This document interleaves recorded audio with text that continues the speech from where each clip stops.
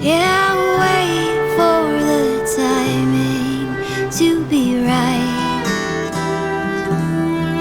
Yeah, wait for the timing. My name is Jeremy Eisenhauer. We are in Morrison Sub in Kimberley, BC.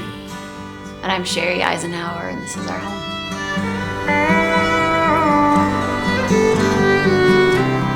We really designed this place as a homage to like the hands that built it, impacting the design in a really tangible way. And I think that's what craftsmanship really is all about, is keeping the human fingerprint on every element and actually leaving room for things to be less perfect and more about the human story. My lack of words lies my tired heart that I'm hiding from you now.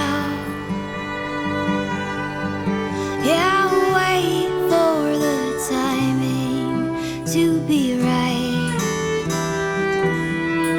Yeah, wait for the timing.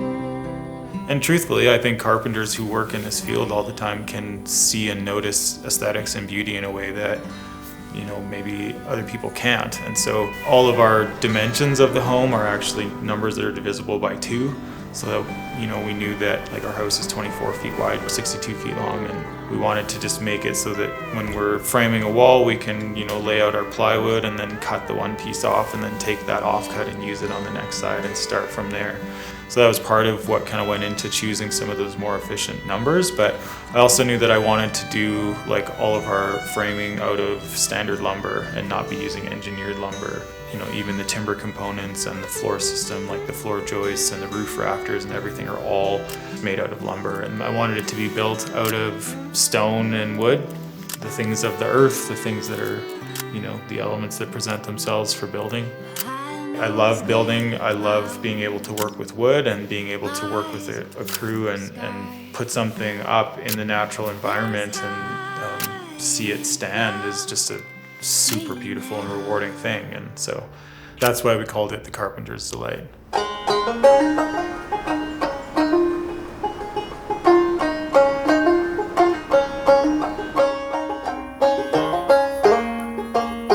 Tomorrow morning when I wake up, We had to build a long, thin home, which was actually, as it turns out, one of the patterns in the pattern language by Christopher Alexander is a pattern called long, thin home. And so, you know, the first thing that you see when you walk into the house is actually just an intentionally built closet space that's open. You walk into the home and you don't actually see everything in the house right away. As you turn the corner and walk into the kitchen, you right away see the island top and the high ceilings in the kitchen, and that really is to signify like this is where the gathering place is. This is where the loud social kind of hub of the home actually is.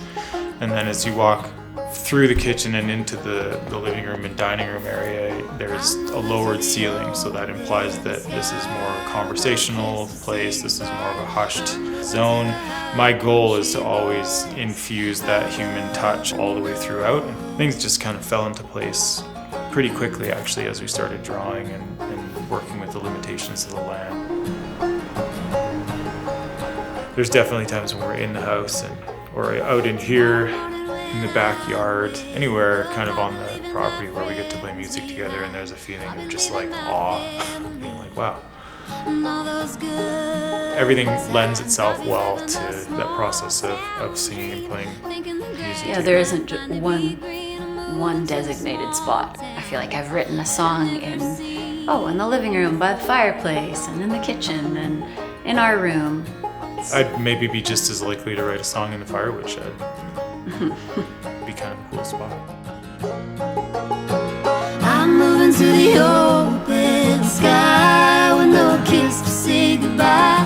I'm moving to the high country boys out of the noise.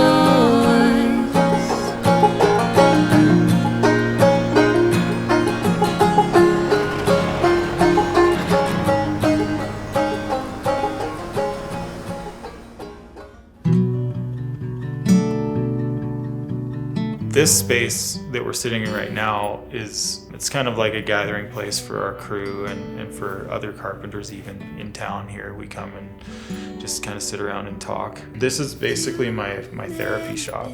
I spend time in here working on things that are simple and impractical, and I've been working on the same cabinet for 15 years, just slowly working away on it, and I kind of don't want to see the end of that project because then I'll have to start something else.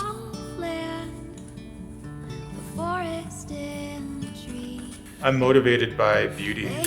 Dostoevsky said beauty will save the world, and I completely believe that. And so if I can come in here and just putz away on something that I know makes no practical sense whatsoever, but might be beautiful in the end, I'm interested in keeping that as a motive in my life for as long as I possibly can. The house is secondary to the family, and it serves a purpose that is like, it's a humble house. I wanted it to be a humble house. I didn't want it to be some kind of an architectural marvel, because I want it to just be something that is here to just do the simple, lovely, beautiful, mundane job of raising a family inside of it.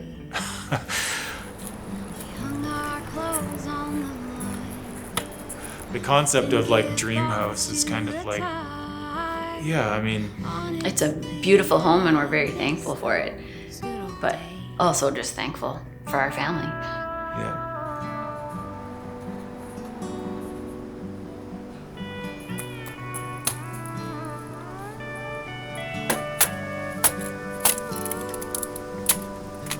Lights have gotten brighter.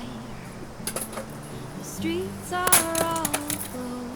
You do need to work hard for the things that are important in life, and this house kind of represents that in a way. We moved from our previous town in Caslow and came over here, and there was a lot of unknowns, and we were working really hard, and we went through a lot as a family, and it was challenging, but we're finally, I think, to the point where we're just here, and I'm just like, I don't ever want to move ever again in my entire life. I just want to stay in this home in Kimberley, and just, this is where I want to die.